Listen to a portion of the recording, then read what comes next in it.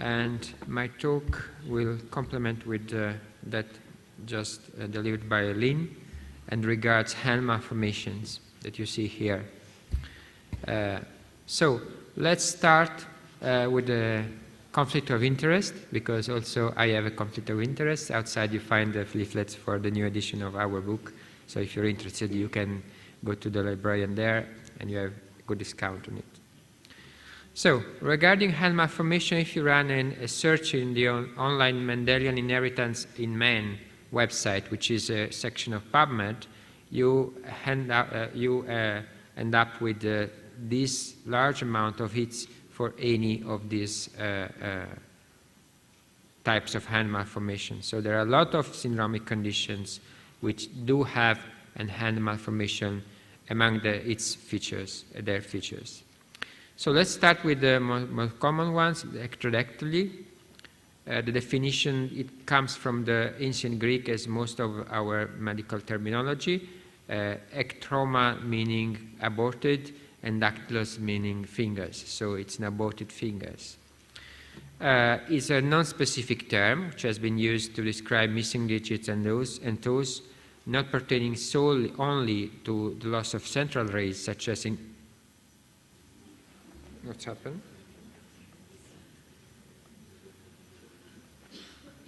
Such as in lobster claw anomaly that you see here. The term split hand has been suggested rather last century, or the century before, in German literature, and surgeons usually do use cleft hand for addressing the absence of central rays, such as in this condition here. So we will expand a bit on this condition.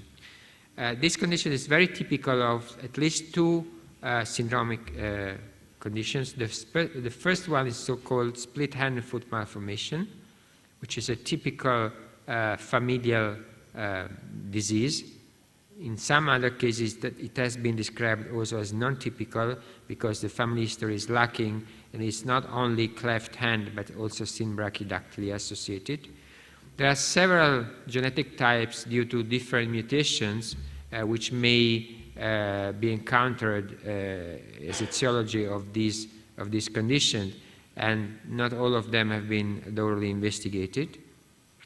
And here is how you make the ultrasound diagnosis. It's quite easy. So if you look at the extremities, you can make it especially easily in the first trimester where the baby has all the fingers extended. And so you see the lobster claw anomaly with the absence of central rays and different patterns that you can see here in the hand and feet of this case, with the central cleft and the absence of the central rays of the fingers.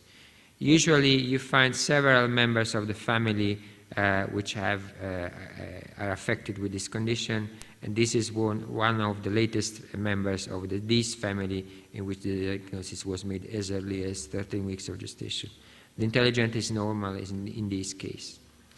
There are other syndromic conditions that may present with may include split hand and foot malformation in their features, and these are middle amblyopids, which Lynn Chitty just mentioned before.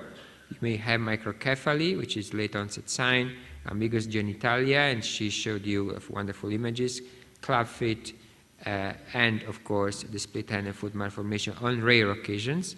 The bacterial association that you see here and you're well aware of, and the Cornelia de Lange syndromic condition, which you have a number of abnormalities, and especially you have very long eyelashes in the late second, early third trimester that sometimes meet on the midline. This means cynophorous, the two eyebrows meeting on the midline over the nose. In addition to split hand and foot malformation, the single other entity which includes this type of abnormality is the so-called EC syndrome, where EC stands for ectrodactyly and ectodermal dysplasia. In fact, in this case, you have, in addition to the acral abnormalities, you have features of ectodermal dysplasia which are, of course, not detectable in utero by definition. So this should be taken into account when you do your counseling and your investigations. The same absence of some digits, not as profound, as deep as in split-hand and foot malformation, may also be found not only in syndromic conditions, but also results from an environmental teratogenic exposure. And for example, we published this case several years ago, in which there was an advertent exposure to cyclophosphamide in the first trimester, and this led to a series of malformations, including acrodactyly, and you see here the hands and feet of this poor baby. Then we move to polydactyly, and of course this should be categorized as preaxial if the additional finger is before the first two or thumb, or postaxial, and this is usually familial case, or postaxial, and there is a wide range of abnormality in the syndromic condition. Some of them have been addressed in the previous talk by Lincitti, which may feature polydactyly in their range of abnormality. The most common one being, of course, trisomy 13, but in this case there is a huge spectrum of lesions of major malformation that range from holoprosencephaly to cleftings, and of course microphthalmia and so on and so forth. And in this range of abnormality, it is also included a polycystic kidney sometimes, or it appears as a polycystic kidney, even though it is not, strictly speaking, a polycystic kidney. And this is an issue because there is another syndromic condition which share with trisomy 13 both the polydactyly and the polycystic kidney, and this as well was addressed before because it's the Meckel-Gruber syndrome. In this case, on the other hand, you have usually encephalocele, which is very well depicted usually, despite the fact that due to the absence of amniotic fluid caused by the absence of renal function, due to the severe abnormalities, dysplastic kidneys, and you see here they fill up the whole of the abdomen, then you do not have any amniotic fluid to see. And to check the digits it's challenging, of course, in this condition. But the encephalocele you will be able to detect for sure. And in this condition, there may also be other CNS abnormalities, such as the Andy Walker malformation. So I don't expect you all to read this table. This is the differential diagnosis of the 4 types of short-rib polydactyly syndrome. But of course, also in this case, despite the fact that some of these short-rib polydactyly syndromic conditions, they do not have polydactyly, but still, in this case, you should be considering also this type of skeletal dysplasia in your differential diagnosis. And as just Lynn has just showed you, in this case, you have very short ribs and severe thoracic hypoplasia, which is little by definition, and you have a very transverse presence of the heart, which is sideways because the thorax is very small, and sometimes, on rare occasion, you may have also heart defects, and here you see the polydactyly in this case. Radial aplasia or aplasia radii is another quite challenging finding because it is rather easily detected also in the first trimester, but it can be consistent with several chromosomal and non-chromosomal syndromic condition. Here is one third trimester case in a twin pregnancy. This had anencephaly and this type of abnormality. And the complex is done by the absence not only of the radius, but the terminal part of the radial ray, which is represented by the thumb. So the thumb is absent in all but one conditions associated with the radial aplasia, and I will tell you in a while which is the condition in which there is the thumb indeed. There may be an hypoplastic ulna together with the absent radius, and of course the hand is deviated medially due to absence of the radius. Here is one of the cases that can be detected early in the first trimester. So when you see a radial aplasia, the first thing that should come to your mind is, of course, trisomy 18. But then, in addition to that, you have a series of abnormalities that may feature radial aplasia, some of them very rarely, some of them more consistently, such as the Fanconi anemia or the TARS syndrome, the other one less often so. Trisomy 18, of course, this is just one of the features that you may find. Similarly to trisomy 13 before, you have a series of major malformations that should point you towards the right direction, diagnostic direction, before detecting radial aplasia or together with radial aplasia. You may have CNS abnormalities such as agenesis of the corpus callosum, micropneia, for example, heart defects you see here in overriding aorta, GI abnormalities such as omphalocele, and so on and so forth. And another typical abnormality regards the hands, which are clenched usually, and the feet that may show this convex aspect of the sole and pointing out of the calcaneal bone, which is referred to as rocker bottom feet. Then you have the TARS syndrome, and in this case you should find out the thumb. This is the only condition I'm aware of in which you do have radial aplasia, but the thumb is present. You see one case, you see here the radial aplasia, but in this case you see very easily the thumbs that are here, and here is the confirmation after termination of pregnancy. In Holt-Oram syndrome, this is a condition which is an autosomal dominant condition, which is due to the mutation in TBX gene 5. Usually you have septal defects and limb abnormalities. In most of the cases, you have very subtle findings at the level of the hands because you have syndactyly or triphalangeal thumbs or proximally originating thumbs and so on, which most of the cases escape prenatal diagnosis on ultrasound. So, and also the same applies to the septal defect, because most of these cases will have a atrial septal defect. On rare occasions, such as in this one we just published in the White Journal, you may have a ventricular septal defect, and the finding that we described is this enlargement of the right atrium, which is unexplained by tricuspid regurgitation or other abnormalities at the level of the heart.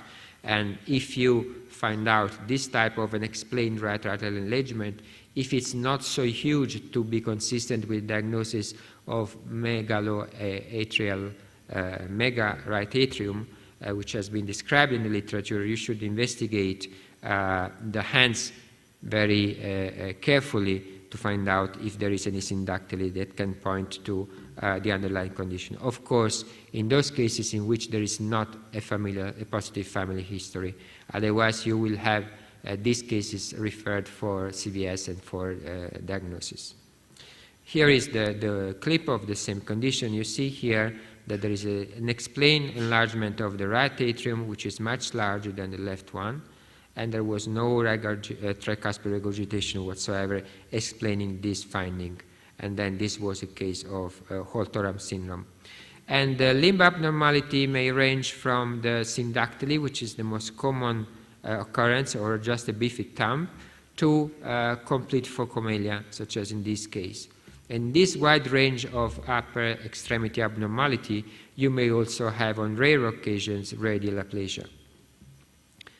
Moving forward to syndactyly, Aper syndrome was already addressed by Lynn in her talk, and you see here all the features. You have the acrocephaly due to early premature sealing of the coronal suture. Here you do not see the gap between the frontal bone and the parietal bone, and this explains the growth of the head towards the upper part.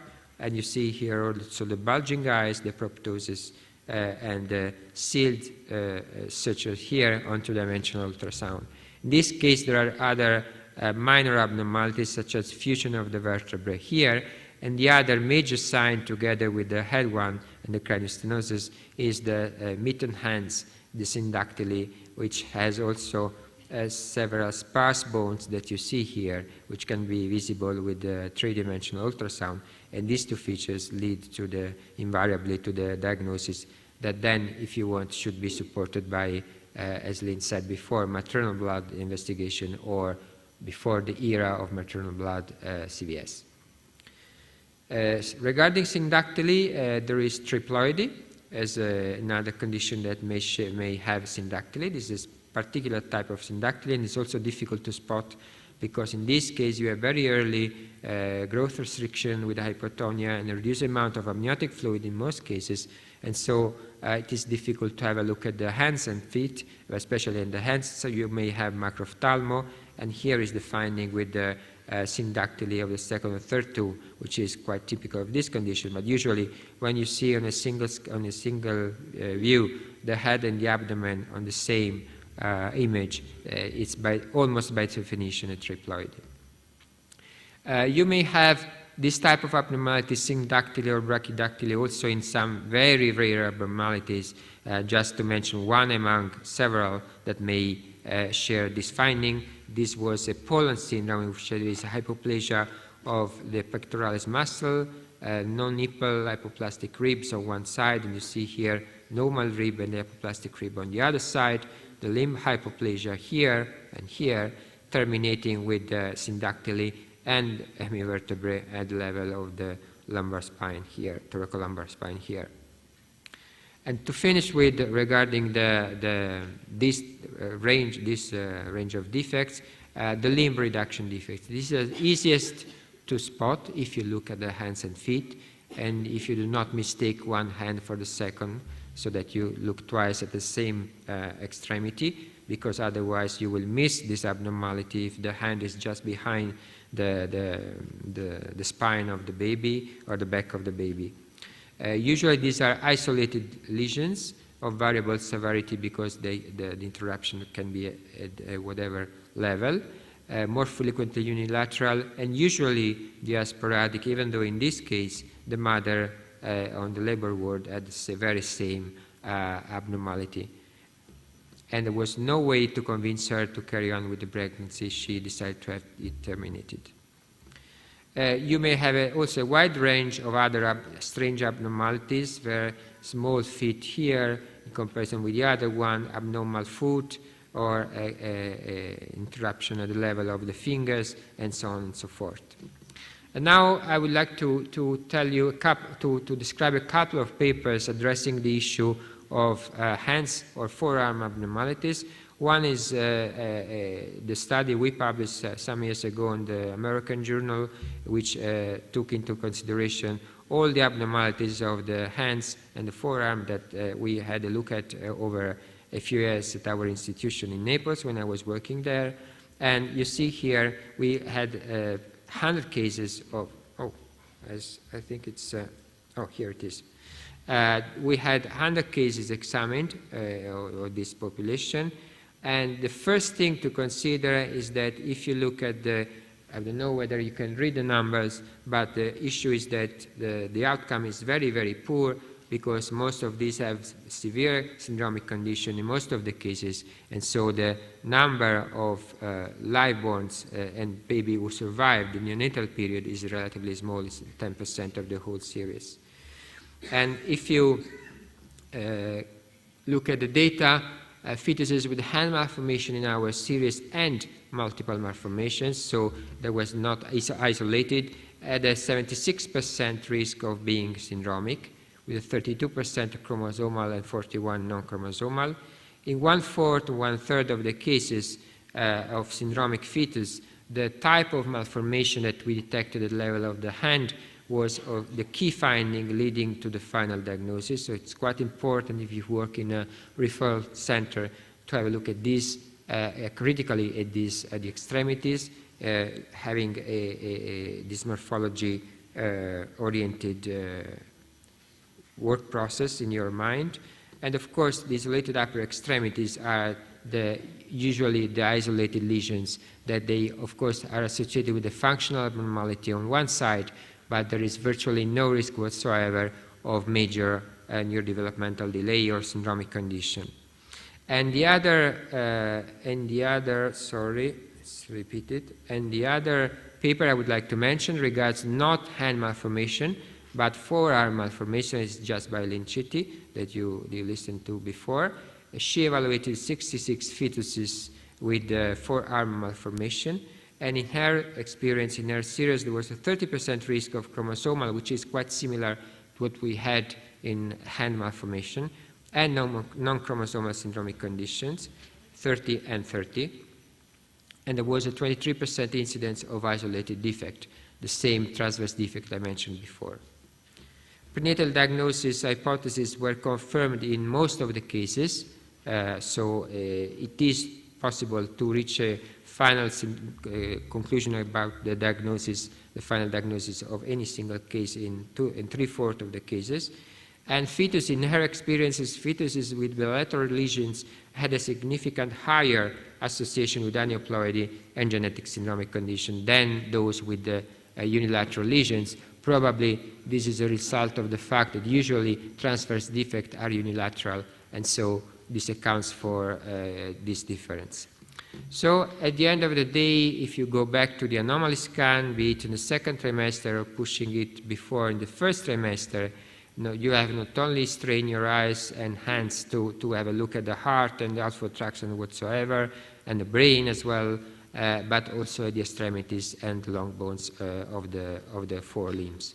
So in conclusion, take into account that these type of abnormalities are often isolated lesions, or even if they are syndromic, some of the syndromic conditions that I mentioned may be very subtle to detect prenatally, so it requires a lot of efforts to find out what are the other abnormalities that you can detect in the fetus, and they are described in postnatal dysmorphology books such as the Smiths by Kenneth Lyon Jones that you see in the library outside. That is the Bible for those of us who work in this field, or the Stevenson. However, target organ ultrasound should be warranted for the relatively high risk of syndromic conditions, and prenatal characterization of syndromes is possible in a good number of cases. And thank you for the attention.